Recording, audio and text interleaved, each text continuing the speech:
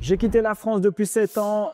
Est-ce que je regrette? C'est ce dont on va parler dans cette vidéo. Je vais te dire un petit peu mon retour d'expérience entre les avantages et surtout les inconvénients, parce que c'est vrai qu'on parle souvent des avantages. Ouais, il y en a marre, faut se barrer et tout. Ouais, il y en a marre maintenant. Il y a aussi des inconvénients. Et ça, c'est vrai qu'on n'en parle pas souvent. Et en fait, je te dis 7 ans, mais en vérité, ça fait au moins 15 ans que j'ai quitté la France, entre guillemets, l'Hexagone. Okay, parce que j'ai fait 5 ans après en Guadeloupe. Donc tu me diras, ça reste toujours la France. Ouais, mais c'est quand même différent, c'est une autre culture. C'est limite dans notre pays. Hein. Même s'il y a quelques similitudes, mais quand même, c'est une autre culture. Ça n'a rien à voir, en fait. C'est une autre tradition. Enfin, mais on va dire 7 ans que vraiment là, j'ai quitté la France globale. Parce que je peux t'assurer qu'un retour d'expérience que je t'aurais fait après 2 ans d'expérience, par exemple, en étant expatrié, ça n'a pas du tout la même valeur que là, le retour que je vais te faire. Parce que tu peux pas connaître vraiment, ne serait-ce qu'un pays, t'es pas resté encore assez longtemps pour pouvoir vraiment comprendre toutes les subtilités. Je te parle même pas de si jamais tu parles pas la langue, alors là tu vas jamais comprendre, ça va être vraiment plus que compliqué. Et ça, j'ai expérimenté différentes fois. Et en particulier la Colombie, si jamais tu me suis depuis un moment, tu le sais que les premières vidéos que j'ai fait sur la Colombie et les dernières, je dis pas exactement la même chose. Donc on fait quoi? On commence par les avantages ou les inconvénients? Vas-y, on va commencer par les avantages, que c'est plus facile. Premier avantage, c'est richesse culturelle indéniable. Tu vois des personnes penser de manière différente. Et tu vois surtout que ça fonctionne très bien. Toi qui as l'habitude de voir les choses d'une certaine manière, ça te permet d'être un peu plus humble et de pas d'arriver en mode colon. Ouais, les gars, non, les gars, vous fonctionnez pas correctement, les gars. Non, c'est comme ça que vous fonctionnez parce que toi, tu as toujours connu ça comme ça. Non, là, tu vois qu'en fait, ils fonctionnent de manière complètement différente et ça fonctionne en fait. Donc moi, ce que j'ai pris l'habitude de faire, c'est de piocher un petit peu dans chacun des pays où j'ai été, ce qui m'intéresse, ce qui pourrait m'aider à améliorer mon quotidien. Et après, en termes de pays, je ne te l'ai pas dit, mais j'ai fait différents pays. Là, j'oublie, mais j'ai fait pratiquement toute l'Amérique latine. Et moi, j'aime bien rester un bon moment. Pas rester genre une semaine, un mois. J'aime bien rester 3-4 mois dans chaque pays. Donc, je crois que j'ai fait Pérou, Équateur, Colombie, évidemment, Paraguay, où je vis actuellement, Brésil, Pérou, j'ai dit Pérou, enfin, je sais plus, en tout cas pratiquement toute l'Amérique latine à part Chili, Argentine et Uruguay. J'ai fait aussi le Mexique, j'ai aussi été en Thaïlande où je suis resté un moment. J'ai été aussi du coup au Canada et aux États-Unis où je suis resté un bon moment aussi, et j'ai été aussi en Roumanie. Donc peut-être qu'il y a des pays que j'oublie, mais c'est juste pour te dire que j'ai quand même une expérience assez large. Et là où je suis resté le plus longtemps, c'est Colombie, j'irai, et Paraguay. Donc je disais, au niveau de la richesse culturelle, ça te permet de pouvoir être plus humble et de remettre en question plus facilement tes croyances. C'est ce qui est une très bonne chose quand tu veux croître constamment. Parce que quand tu restes fixé, ah non, ça c'est... Non, c'est... Moi, ma mère, elle m'a appris comme ça, c'est comme ça. Voilà, voilà. Mais tu sais pourquoi? Est-ce que tu es sûr que ça fonctionne mieux? Est-ce qu'il n'y a pas une meilleure manière que de voir si ça peut fonctionner? Non, moi c'est comme ça. Bon, voilà. Donc là, ça te permet de te dire, ok, bon, peut-être que, là, ok, bon, ça non. Voilà, des fois, je dis, ah, ça non, je préfère voilà, la manière dont on fait en France. Voilà, tu vois, mais voilà. Deuxième avantage, c'est que Paris, ça s'exporte bien d'une manière générale. C'est pas tous les pays qui sont comme ça. Paris, la France, ça s'exporte vraiment bien. LVMH, il a bien fait le taf, il a bien fait le marketing. C'est vraiment vu en mode luxe, romantique. Les gens, ils nous voient avec des bérets et une baguette sur Paris. Bon, quand ils y vont, ils voient que ça n'a rien à voir. Hein. Ils ont cette vision-là tant qu'ils n'y ont pas été. Hein. Toutes les personnes que j'ai croisées qui ont visité Paris, ils ne comprennent pas. Les gens sont très très rudes. Voilà, c'est exact. Je pense que c'est le mot. Ça, ils le disent en anglais. J'ai entendu en anglais et en espagnol. Donc rudo, rude. Donc je pense qu'en français c'est la même chose. Rude. Voilà. Bon, du coup, ils trouvent les Français vraiment très désagréables. J'ai dit ouais, mais surtout à Paris, tu vois, les gens ils sont fermés, ils n'ont pas le temps, les gars. Ils ont le métro à prendre. C'est sûr qu'ils vont pas être gentils. Ils sont pas. Et puis ils s'aperçoivent que ça a rien à voir avec le béret là. Ils disent, disons que c'est un peu ghetto là, ici, hein. Bref, mais d'une manière générale, la France, ça s'exporte super bien. Donc remerciez Bernard Arnault, les gars, parce que je pense quand même qu'il y est pour quelque chose. Autre avantage aussi, c'est que ça permet d'être conscient qu'il y a des problèmes partout. En fait, il n'y a pas d'endroit où c'est parfait. Dans chaque pays où j'ai été, il y a des avantages et des inconvénients. Parce que des fois, on idéalise, on se dit, ouais, je vais quitter la France, je vais aller là-bas, ça va déchirer, tout va déchirer. Non, tout va pas déchirer. Il y a des trucs, c'est bien, il y a des trucs, c'est pas bien. Il n'y a pas de pays parfait entre la balance entre fiscalité, le mode de vie, la population sur place, est-ce qu'ils t'aiment, est-ce qu'ils t'aiment pas, est-ce que tu peux avoir des papiers long terme, est-ce que tu... Il y a toujours un truc qui fait qu'il y a des avantages et des inconvénients. Par contre, ce qui est intéressant, c'est que c'est comme si tu es à la carte, quoi. C'est la mondialisation. Hein. C'est quel pays est le plus aligné, où il y a le plus d'avantages selon mes préférences personnelles. Moi, par exemple, je vis au Paraguay aujourd'hui, mais il y a beaucoup de gens qui n'aimeraient pas vivre au Paraguay parce que ça ne correspond pas du tout au lifestyle qu'ils aimeraient avoir ou pour différentes autres raisons, tu vois. Donc oui, ça te permet de ne pas idéaliser du coup l'expatriation en pensant que ouais, il y a un pays parfait. Ça n'existe pas, il y a toujours avantages et inconvénients, mais au moins tu peux savoir, ok, voici la carte des pays, lequel des pays pourrait mieux correspondre à ce que je recherche. Donc après, je ne vais pas te mentir, même s'il y a des avantages et des inconvénients dans tous les autres pays, qu'il ne faut pas idéaliser les pays extérieurs à la France, les gars, en termes de compétition, elle est complètement à la ramasse. C'est pas difficile de battre la France. D'être plus sexy que la France, c'est que c'est pas difficile pour attirer l'argent extérieur. Autre avantage, d'une manière générale, c'est le coût de la vie. Alors après, ça dépend où tu vas. C'est sûr que si tu vas à Dubaï, et encore à Dubaï, ça se débat parce qu'il y a des gens qui disent ouais, non. Il y en a qui disent ouais, il faut gagner beaucoup d'argent. Il y en a qui disent non, il n'y a pas besoin. Bon, mais d'une manière générale, dès que tu quittes en fait un peu l'Occident, tu vois, que tu ailles en Europe de l'Est, bon, c'est peut-être pas le bon moment maintenant, mais que tu ailles en Asie ou il y a plein de pays en Asie, tu vois, que tu ailles en Asie ou que tu ailles en Amérique latine, enfin, en gros, dès que tu quittes un peu l'Occident, hein, le coût de la vie sera beaucoup plus bas dû à la devise. L'euro, ça reste toujours le plus fort que les autres devises d'une manière générale. Donc ça, c'est un avantage indéniable. Tu gagnes en lifestyle juste parce que tu as pris un billet d'avion. Souvent, les gens voient ça comme une forme de richesse, qui est le fait de pouvoir voyager, ce qui est réel parce que tu as la liberté géographique qui est une richesse. Hein. J'avais fait une vidéo où je parlais de ça. Pour moi, être vraiment riche, il faut avoir les trois. Liberté géographique, liberté financière, bon, indépendance financière et liberté de ton temps. Bref, fermons la parenthèse. Mais en réalité, ça te coûte moins cher de vivre à l'extérieur de la France que de vivre en France. Et surtout que tu t'aperçois que ce que tu vas en tirer pour ton argent sera supérieur à ce que tu en aurais tiré dans ton propre pays. Parce que souvent les gens disent ouais, ok, c'est pas cher, mais c'est quoi la qualité? Est-ce que c'est bon? Est-ce qu'il y a des services? Est-ce qu'il y a des trucs? Gars, tout est carré, gars. Des Français qui pensent encore que genre la santé en France, on est les meilleurs, ça déchire, etc. C'est pas vrai. Ça, c'est vraiment une croyance. Faut quitter ça. Faut aller sur des faits, les gars. Allez regarder les stats. C'est fini ça. En Colombie, ils ont des hôpitaux, il n'y a aucun problème. Au Paraguay, ils ont des hôpitaux, il n'y a aucun problème. En Thaïlande, j'en parle même pas. Enfin, à Dubaï, j'en parle même pas. Enfin, les gars, quittez ça, les gars. Je sais, ça, arrêtez. Les gens qui pensent, ouais, les expatriés vont revenir pour se faire soigner en France. Arrêtez, les gars. Et même en termes de logement, je pense surtout en Thaïlande. En Thaïlande, tu peux être dans un condo. Donc un condo, c'est un peu un immeuble de luxe où il y a tout dedans, salle de sport, piscine, etc. Et tu as toujours une conciergerie qui est disponible pour n'importe quoi en fait, selon tes besoins. Il y a des fois, j'ai entendu dire que quand même pour une chambre, donc ça F1 on dit, en tout cas une chambre, ok, tu as une chambre, pas seulement la chambre plus l'appart,ment, ça peut te coûter 600, 700 euros, donc c'est juste incroyable. Donc Thaïlande c'est vraiment le best, hein, c'est là. J'avoue, en termes de ce que tu en tires pour ton argent, là j'avoue, la Thaïlande, ils sont au top. Même quand j'étais en Colombie, j'étais plutôt aux alentours des 1000 euros par mois, et moi j'étais bien placé, etc. Mais j'avais pas piscine, ou sinon c'est vite fait quoi. C'est même là par exemple ici au Paraguay, je paye aux alentours de ça, mais c'est une petite salle de sport éclatée, 2 mètres carrés avec une petite piscine comme ça. Bon, là en Thaïlande, t'as un vrai condo, c'est une vraie piscine quoi. Okay, donc évidemment en termes de coût de la vie, ça te permet d'avoir un lifestyle plus élevé que ce que tu aurais eu pour le même salaire, pour les mêmes dépenses ailleurs. Là par exemple, tu vois, j'ai commencé des cours de boxe tous les jours dans un petit groupe, dans des 3-4. Je paye tous les jours, donc ça peut 5 fois par semaine. Je paye $75 par mois, tu vois. Donc ça te permet de pouvoir te permettre des services que tu ne t'auras pas permis en France, par exemple. Ça te permet d'aller dans les salles de sport peut-être un peu plus chères. Bon là, je paye une salle de sport 50 euros. Bon, j'y vais. Soi-disant, salle de sport VIP. Mais bon, j'y vais parce que c'est plus proche de chez moi, ça me fait gagner du temps. Bon, elle est quand même à 50 euros. Même en France, là, j'avoue, j'aurais payé moins cher en France. Mais vu qu'aux alentours de ça, toutes les dépenses que j'ai, c'est quand même beaucoup plus accessible. Tu peux te permettre, tu peux te permettre d'aller dans des bons restaurants restaurants aussi. Alors, il y a des restaurants chers, attention. Mais tu peux augmenter en gamme, en fait, dans ton lifestyle, tranquillement. Après, évidemment, si tu veux dépenser ton argent, tu vas toujours trouver des solutions pour dépenser ton argent. Hein. Ça, c'est sûr. Hein. Mais si tu vis de manière normale, même si tu génères 2-3 000 euros par mois, tu vas t'en sortir correctement, tu seras même bien. Autre avantage, c'est pas vraiment un avantage mais j'ai envie de le placer, tu sais que les médias c'est des mythos, on sait maintenant.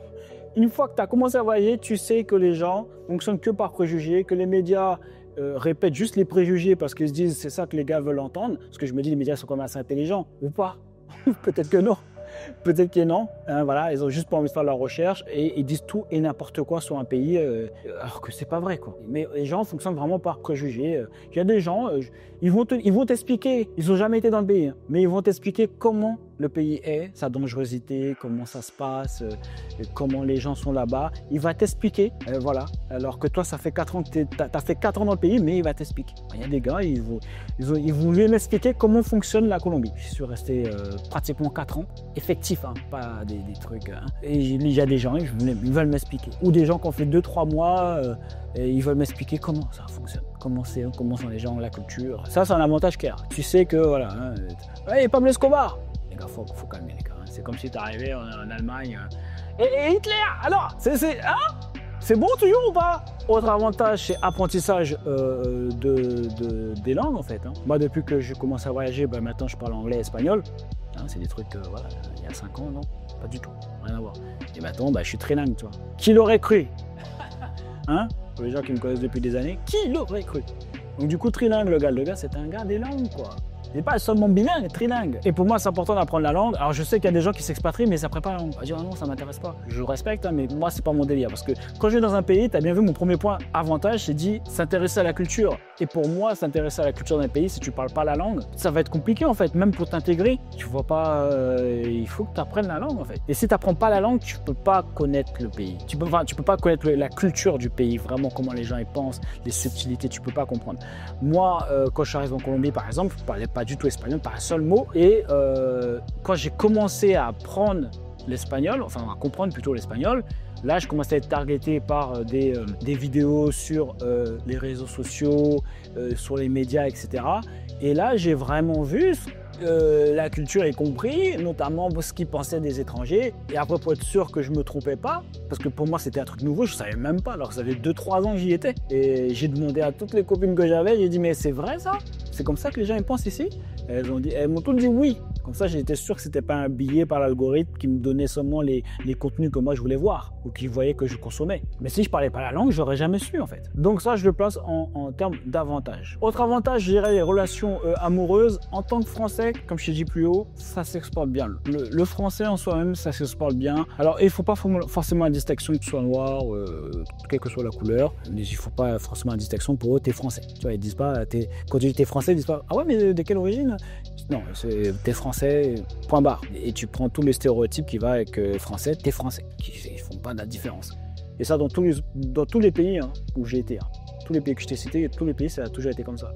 Je te dirais là où ça s'exporte le mieux en tant que français, c'est les États-Unis. Vraiment là,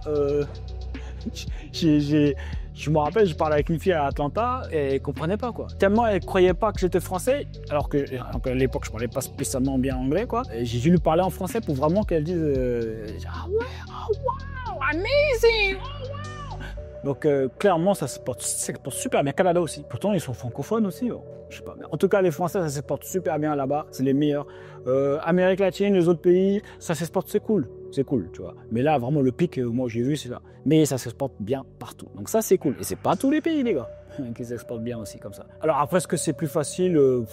Oui et non. Enfin, d'ailleurs, il y a un point où je vais en parler dans les inconvénients par rapport à tout ce qui est relations. Ce que je peux te dire, c'est que les femmes sont partout pareilles. Alors, évidemment, quand tu sors de l'Occident, elles restent quand même conservatrices, entre guillemets. Après, ça dépend des pays, parce que c'est difficile de faire l'achat. Enfin, c'est quand même large, hein, tous les pays que je t'ai cités. Mais d'une manière générale, en tout cas, elles sont moins féminines. Elles comprennent le système de « je suis une femme et toi, tu es un homme ». Voilà. Elles ne sont pas comme en Occident, où les hommes essaient d'être des femmes et les femmes essaient d'être des hommes et qu'on est en interchange pour voir si jamais, de toute façon, on peut tout changer, on peut tout interchanger. Non, ils ne sont pas là-dessus, ils ont gardé quand même un peu de bon sens. Les femmes savent qu'elles sont des femmes et les hommes savent qu'ils sont des hommes. de manière générale. La cuisine, c'est pas une insulte. Hein. En général, une femme est assez fière. Dans tous les pays où j'ai été, que je t'ai cité, elles sont quand même assez fières de dire qu'elles savent cuisiner. Voilà, hein. Et pourtant, elles ont un travail, elles fonctionnent. Hein, voilà. J'ai aucun problème, hein. C'est des gens normaux. Hein. Ah non, mais tu sais, des fois, les gens, ils savent pas. Ils pensent qu'elles sont là en galère. Oh, elles marchent dans la rue, elles n'ont pas de vêtements. Non, tout fonctionne très bien. Elles ont un travail, machin, c'est juste qu'elles restent. Elles sont comme les femmes d'avant, quoi. Et voilà, voilà. Bon, et autre avantage, j'avais même oublié d'en parler dans la vidéo, qui est quand même comme la base quand même, c'est que tu peux ne pas payer d'impôts de manière légale. Hein, parce qu'il y en a encore qui pensent que ils savent pas en fait. Ils se disent dans leur tête, si on paye pas d'impôts, c'est que les gars, il y a un problème. Les gars, ils fuient. Les gars, il y a un problème fiscal là. Les gars, alors comment ça, ils payent pas d'impôts, les gars? Oui, tu peux ne pas payer des impôts de manière légale. Il y a des pays, tu vis et ils disent, tu peux rester.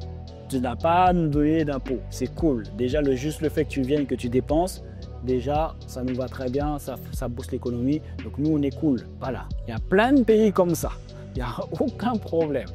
D'accord? D'ailleurs, je te rappelle qu'à la base, en France, avant qu'ils mettent les impôts, on payait les impôts sur la TVA. Parce que là, en France, là, quand tu payes, tu achètes juste quelque chose. Tu payes déjà une taxe, hein, parce qu'il y a la TVA sur l'aliment que tu es en train d'acheter. Donc apparemment, ça leur a pas suffi. Ils se sont dit, on va mettre des impôts un petit peu partout, de tout ce qui est possible, des taxes un peu partout. Comme on n'arrive pas à gérer l'argent public, on va essayer de taxer partout où c'est possible. Je sais pas si... Moi, la dinguerie où vraiment j'ai vu, c'était quand j'avais un SAS et que je voulais me verser un salaire de 1 500 €. Eh ben, par exemple, ça coûtait à ton entreprise 3 000 €. Ça veut dire que ça te coûte 3 000 € si jamais tu veux avoir un salaire de 1 500 €. Qui va être encore après, évidemment, taxé sur les impôts sur le revenu. Et évidemment, je ne t'ai pas dit, mais tu es évidemment sous ton impôt sur la société aussi. Tu te fais taxer. Enfin, tu te fais taxer impôt sur la société, tu veux te verser un salaire, ton argent hein, que toi, tu as travaillé. Hein. Les gens t'ont payé, l'argent arrivé sur le compte société. Impôt sur la société, tu veux te verser un salaire 3 000 € si jamais tu veux payer 1 500 €, c'est même pas grand chose et tu te refais taxer les 1 500 € sur l'impôt sur le revenu et quand tu vas acheter un aliment, tu vas te refaire taxer par la TVA. Je sais, il y a des gars qui vont dire ouais, vous êtes des traîtres, tout ça. Là, ça, c'est pas les entrepreneurs, ça c'est sûr. C'est les gens qui sont employés, qui sont battent les reins. Voilà, c'est bien, tu as fait ton choix, il n'y a pas de problème. Si tu es un employé en France, ça déchire. Fais des sociales, tu vois pas comment ils défoncent tout le monde. Apparemment, il est clair qu'ils n'aiment pas les gens qui essaient d'entreprendre. Je veux dire que là, hein, même s'ils disent le contraire, les gars, ça va être difficile. Hein. Je suis prêt à croire pas mal de choses, mais là, je pense plutôt que le message que tu as envoyé, c'est que les gars, on vous aime pas. Déjà, je pense que voilà, je préfère vous le dire direct, on vous aime pas, mais ils le disent pas frontalement. À un moment donné, les gars, ils veulent que tout le monde se barre. Je sais pas, je comprends pas la stratégie. Il y en a, ils disent ouais, on s'en va, mais barrez-vous si vous voulez vous barrer. Pensez d'abord à ce que vous pouvez apporter au pays avant de voir. Les gars, je veux bien, mais c'est compliqué, il faut nous aider aussi. Hein. Donc bon, je sais pas comment ce pays va finir, mais c'est sûr qu'en tout cas, ça va pas bien finir. Arrêtez de croire que ça arrive qu'aux autres. Hein. La France, elle est en déclin depuis un moment. Et ce n'est pas en poussant toutes les personnes qui entreprennent ou les gens qui ont de l'argent dehors, donc en gros, de pousser toutes les richesses à l'extérieur du pays, que ça va aller mieux. D'accord, je vous dis, là, les 5 prochaines années. Mais bon, passons aux inconvénients. Alors, premier inconvénient que j'ai noté, alors il y en a moins, je vais pas te mentir. Peut-être que j'ai un biais, mais j'en ai trouvé moins. Mais quand même, parce qu'il y en a moins, que ça ne veut pas dire qu'ils n'ont pas leur importance. Première chose, c'est que tu peux te sentir seul. Ouais, forcément, tu es dans un pays où tu n'as aucune racine, la culture est complètement différente, les gens sont différents, la langue elle est différente, tu n'as pas de famille, tu n'as pas d'amis. Donc forcément, il y a ce risque que tu vas te retrouver parfois seul. Moi, j'ai pas trop ce truc-là, peut-être parce que je suis un loup solitaire, je sais rien. Après, tu peux toujours rencontrer des gens sur place, mais c'est vrai que c'est pas aussi facile. Mais c'est vrai que bon, t'es loin de ta famille, t'es loin de tes amis dans un pays inconnu quand même. Hein. De base, c'est ça. Hein. C'est quand même ça le principe. Donc, si jamais t'es quelqu'un qui est vraiment super famille, etc., t'aimes pas te retrouver seul surtout, là, ça va être compliqué. Après, si t'es un loup solitaire, ça te pose pas de soucis. Bon, ben ça change rien, tu vois. Deuxième inconvénient que j'ai noté, c'est le manque de la famille. Manque de la famille, manque des amis proches. Ça, c'est quand même quelque chose qui revient souvent chez les expatriés. Si jamais tu es vraiment quelqu'un de famille, que tu as besoin de voir ta famille tous les week-ends, l'expatriation, ça va être compliqué. Hein. Et juste ce point-là, il y a des gens, juste à cause de ça, malgré tous les bénéfices que ça apporte de s'expatrier que je t'ai cité, juste à cause de ce point-là, ils sont prêts à tout valser et de retourner en France juste pour ça. Je regardais une vidéo d'un de mes confrères, Romain Paillet, qui disait qu'en gros, c'est un peu pour ça qu'il est revenu. Bon, lui, un peu pour sa femme, parce que sa femme elle est en France, donc c'est encore différent. Mais je sais qu'il y a des gens qui, le fait de ne pas voir sa famille souvent, et d'être dans un pays déjà seul, et en plus sans ta famille, ça les pèse beaucoup. Donc peut-être les premières années, deuxième année, troisième année d'expatriation, tu ne le ressens pas trop. Mais après 5 ans, 6 ans, 10 ans sans ta famille, ça peut être un inconvénient. Quand tu commences à voir que tu commences à compter le nombre de jours où tu es resté en France pour voir si jamais tu n'as pas dépassé le lot de jours que tu dois rester en France pour ne pas être refiscalisé en France, c'est que là, il faut poser des bonnes questions. Troisième inconvénient que j'ai noté, c'est au niveau de la bouffe. En France, tu t'en rends même pas compte, mais juste un paquet de gâteaux dans n'importe quel supermarché, c'est un délice. C'est de la gastronomie. Tu n'es pas au courant, tu ne sais pas, tant que tu n'es pas sorti du pays. Moi, j'avais fait un choc. J'avais été au Canada, j'avais pris un paquet de gâteaux au hasard. C'est mes premiers voyages. Je prends un paquet de gâteaux au hasard comme d'habitude. Comme quand tu vas à Carrefour. Tu prends un paquet de gâteaux au hasard. Tu sais que c'est bon. Toi, tu ne sais pas. Dans ta tête, c'est normal que c'est bon. Mais en fait, tu ne sais même pas que c'est bon. Tu crois juste que c'est un gâteau normal. Mais en fait, c'est bon. De ouf, en fait. Tu sais même pas. J'ai pris le gâteau au hasard au Canada, un paquet de gâteaux comme ça, je suis rentré chez moi, mais j'ai dit mais c'est pas bon. Je savais même pas qu'un paquet de gâteaux je savais même pas que des gâteaux c'était possible que ce soit pas bon avant d'être sorti de France. Franchement, je savais pas. C'est même pas question, t'as pas de choix, c'est pas bon. Donc t'es là, donc là t'es obligé de faire attention. Donc là, je sais pas juste un paquet de gâteaux. Mais alors si jamais je commence à parler de tout ce qu'on a là, les croissants, le fromage, etc. Mais non, laisse tomber. Y a rien qui, en France tout est bon. Les pizzas, tu te rends même pas compte. Il y a des pays, j'ai été, les pizzas ne sont pas bonnes. Comment c'est possible? Même les franchises, là, Pizza Hut, tout ça, ils n'ont pas forcément tous les ingrédients, tout ça, là, les garnitures. Non, gars, c'est incroyable. Nous, tout est bon, en fait. C'est juste que tu t'en rends pas compte dans ton quotidien. Mais juste une baguette, gars. Toi, tu sais même pas. Moi, une baguette avec un peu de beurre demi-sel. Mais juste ça, déjà, t'es refait. Tu sais même pas. Là, quand tu sors du pays, il a fini ça. Hein. Ça, c'est fini, ça, les gars. Après, ça dépend où tu vas. Tu peux toujours. Au Mexique, c'était pas mal. Au Mexique, j'avais trouvé leurs croissants, c'était pas mal. Pain au chocolat aussi, la baguette aussi. Là, ils avaient du fromage. Donc, ça dépend où tu vas, c'est sûr. Mais d'une manière générale, c'est la galère. C'est la galère. La bouffe française, c'est difficile de trouver. Je vois pas où tu peux. Surtout nous, on a grandi dans ça. Tu peux pas trouver d'équivalent. Tu vois, Thaïlande, la bouffe elle est super bonne en Thaïlande. Paraguay, ils ont leur espèce, ils sont super bons. Par exemple, tout ce qui est viande, ils sont super bons. C'est super bien assaisonné, c'est super bon. Colombie, bon, non, il n'y a pas de. C'est pas là, tu vas pas là-bas pour la gastronomie. Mais la France, non, ça c'est invaincu, ça. Ça c'est invaincu, gars. Juste j'ai une baguette demi-sel, la baguette chaude, tu mets un peu de beurre demi-sel, un peu de camembert dessus. Tu sais même pas comment je tuerais pour avoir ça là maintenant. Quatrième inconvénient que j'ai noté, c'est ça peut être compliqué de se mettre en relation long terme. Ok, mais tu vas me dire, mais attends, mais dans les avantages, tu as dit que c'était bien, on s'exportait bien les Français. Alors oui, mais le truc c'est que quand tu... alors déjà, ça dépend des pays. Voilà, il y a certaines subtilités et je vais en parler dans le dernier inconvénient.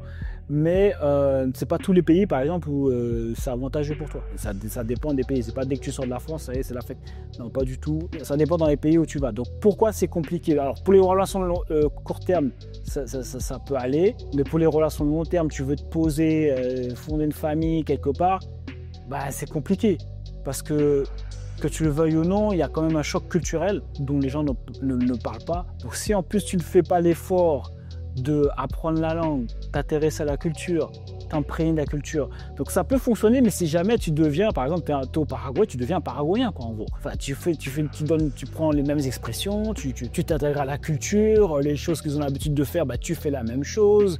Enfin, tu deviens paraguayen. Et tout ça, ça prend énormément de temps. Donc, par exemple, les gens là qui vont chercher une femme à l'extérieur, enfin, genre, qui prennent un billet juste pour trouver une femme, c'est compliqué, ça.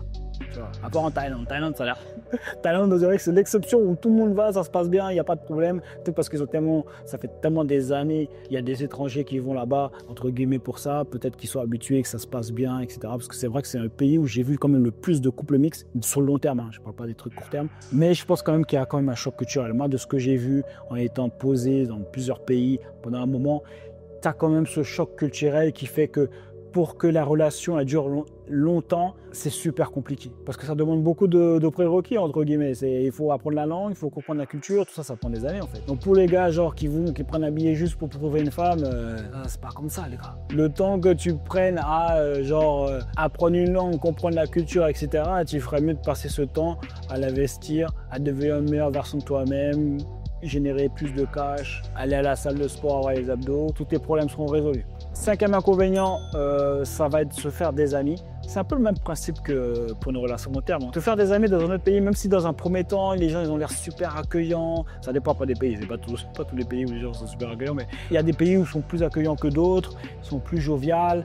Mais même dans ces pays-là, c'est quand même difficile de te faire des amis. Bah, déjà, vous n'avez pas les mêmes références, vous n'avez pas la même culture. Donc ça va toujours être pareil. Oui, c'est possible, mais il va falloir que tu t'adaptes, que tu parles la langue, que tu puisses faire des blagues dans ta langue, que tu comprennes, enfin dans leur langue plutôt. Et tout ce qui les intéresse, il va falloir que tu t'y intéresses aussi. Si par exemple, je sais pas, tous les dimanches, c'est tout le monde va jouer au foot, c'est la culture, c'est comme ça, les gens ils savent, voilà, t'es au Paraguay, les gens ils vont jouer au foot de 17h, voilà, les hommes vont jouer de 17h à 18h, c'est comme ça, et les femmes les regardent jouer, j'en sais rien, je dis des bêtises. Bah, il faut que toi, tu sois aussi là. Il faut vraiment que tu deviennes pareil, faut que tu deviennes un Paraguayen par exemple, tu vois, ou que tu sois en Colombie, que tu deviennes un Colombien, ou que tu sois en Thaïlande. Bon, Thaïlande, ça va être un peu plus ouvert, tu vois. Mais dans tous les pays, d'une manière générale, il faut que tu t'intègres vraiment, quoi. Que tu fasses les mêmes blagues qu'eux, que tu sois, que tu deviennes comme eux, quoi. Ou sinon, tu vas te retrouver à fréquenter des expatriés, ce que beaucoup font. Donc, après, tu as les groupes, hein. Donc tu te fais des amis en tant qu'expatrié, mais après, te faire des amis en tant qu'expatrié, tu sais, les gars restent jamais vraiment longtemps. Enfin, tu vois, c'est toujours. Donc ça peut être compliqué de se faire des amis. Après, je pense que d'une manière générale, c'est compliqué de se faire des amis, même si tu restes dans ton propre pays, ou même si tu vas dans un pays plus en Occident. Je pense à Canada, États-Unis, par exemple. En tant qu'adulte, c'est toujours plus compliqué de se faire des amis, parce qu'en vérité, l'amitié, je pense que ça doit prendre un peu de temps quand même avant que tu puisses faire confiance vraiment à la personne. Pour dire ouais là c'est vraiment mon ami, si j'ai une galère je peux compter sur lui, tu vois. Donc moi ce que je fais ou ce que moi je te conseillerais de faire, c'est de rentrer dans un groupe social. Je sais pas, tu t'inscris dans un truc de poterie, voilà, hop, tu vas commencer à parler avec les gens de la poterie, ils vont sortir et à un moment donné ils vont organiser un truc, on fait un barbecue, tu viens, boum, puis voilà, tu commences à faire des amis comme ça, tu t'intègres, boum boum, et puis après tu vas sûrement pouvoir te faire des amis. Puis après ça dépend des pays, en fonction des pays, il y a des gens qui sont plus accueillants, qui sont ok plus rapidement. Au Venezuela, l'amitié a l'air d'être plus facile, ouais, c'est ça. Je te le dis direct pendant que c'est venu dans ma tête, parce qu'en fait, ce qui s'est passé, c'est que je sais qu'on m'avait invité, parce que moi je sortais de la Colombie, j'avais visité le Venezuela, et on m'avait invité chez l'habitant. Il dit ouais, viens directement chez nous. J'ai dit quoi? Toi, je sors de Colombie, tu veux. Gars, je dis jamais de la vie. J'ai dit, vous voulez me séquestrer, c'est tout. Séquestrer, découper la tête, prendre mon argent. Ça, c'est parce que j'ai l'habitude de la culture de la Colombie. Mais après, j'ai compris qu'en fait, c'était une manière, parce que j'ai demandé à une copine vénézuélienne. Elle m'a dit non, et chez nous, on invite facilement et tout, machin. J'ai dit, ouais, mais bon, moi, je suis toujours vivant jusqu'à aujourd'hui. Après 7 ans d'expatriation, c'est parce que. Fais attention. Donc, ouais, bref, tout ça pour te dire que ouais, ça peut être un inconvénient. Qui rejoint le premier point, d'être seul, etc. Bon. Et puis après, il faut avoir envie de se faire des amis de co. Il y a des gens qui n'aiment pas, moi j'aime bien. Et dernier inconvénient, c'est que tu peux être sujet aux préjugés qui ne jouent pas en ta faveur. Si par exemple les Français sont mal vus, tu vas me dire ouais, mais d'une manière générale, les Français sont bien vus. Tu as dit oui, c'est vrai. Mais par exemple en Colombie, les étrangers d'une manière générale sont pas bien vus. Après, je sais qu'il y a des gens qui vont se dire non, c'est des super gentils. Je suis resté 4 ans, je sais de quoi je parle. Ok, donc ils sont super joviales, il n'y a aucun problème, ils vont être super avenants avec toi. mais ils n'aiment pas l'étranger pour diverses raisons. J'ai fait des vidéos sur la Colombie, tu verras ce que je disais au début et ce que je dis à la fin. Ça ne veut pas dire que ça reste quand même un pays de mon cœur, parce que je suis resté à bon moment et j'aime beaucoup ce pays, mais il y a des points négatifs aussi et il faut les souligner. Un des points négatifs, c'est qu'ils n'aiment pas forcément les étrangers pour des raisons toutes bêtes. Hein. Le tourisme a explosé après le Covid, ils n'avaient jamais l'habitude de voir des étrangers, donc là ils ne comprennent pas qu'est-ce qui se passe, ils ne comprennent pas pourquoi le prix de l'immobilier augmente. Voilà, après ils commencent à parler de gentrification. J'y vais au Mexique aussi, ils parlent de ça. Au Mexique, ils disent même aux digital nomades de rentrer chez eux. C'est comme parce que genre ça augmente le prix, on ne peut plus vivre sur place. Mais moi, à chaque fois, je me dis, mais welcome, bienvenue à la mondialisation. Enfin, je vais dire, voilà.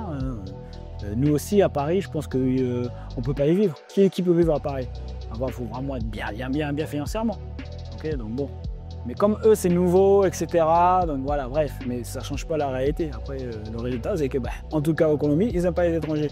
Par gentrification, bon. Si jamais tu dis aux gens qui possèdent les immeubles à Medellín, par exemple, hein, qui est en Colombie, si jamais tu ne sais pas, d'arrêter d'augmenter les prix parce que tu vois des étrangers, le prix, il restera au même. C'est les Colombiens même hein, qui augmentent le prix. Hein. C'est pas les étrangers qui arrivent qui disent ouais tiens tu devrais augmenter le prix. Les étrangers ils aimeraient bien avoir le même prix que tout le monde. C'est même pas une question d'offre et de demande. Ah si ça peut être un peu offre et demande, puis il y a la demande et du coup tu augmentes le prix. Mais après on pourrait juste, le gouvernement pourrait dire ben voilà vous n'augmentez pas le prix. Le prix, le seuil, c'est ça. Vous ne pouvez pas aller plus haut.